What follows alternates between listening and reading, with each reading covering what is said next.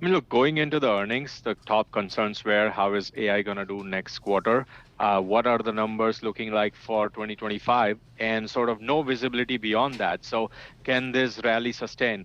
Those numbers that are driving the stock really gives investors a 3 to 4 years quantifiable target and milestone to look at, and now just track the execution. And those numbers are pretty huge. I mean, you're talking about 3 to 4x fold growth in just the SAM, just from his three customers, not even including the additional two that they're working on.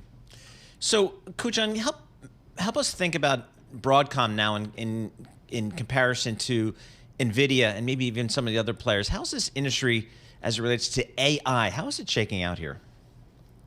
Yeah, I mean, when you look at Broadcom just barely 6 months or a year ago, people didn't even think of it as an AI company, right? It was primarily the investor base. It was really loved for its free cash flow generating ability, highly profitable, sustainable, slow mid to high, high single digit grower.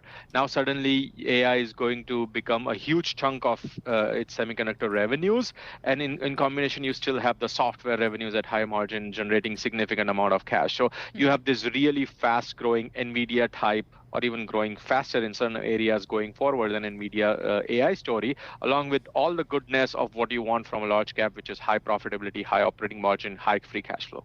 For the non-AI stuff, like the chips that go into like phones and cars and all that kind of stuff, how is that part of the business doing? Because it hasn't been doing very well. We've been waiting for their cyclical recovery to kind of kick up. Where did Broadcom land on this?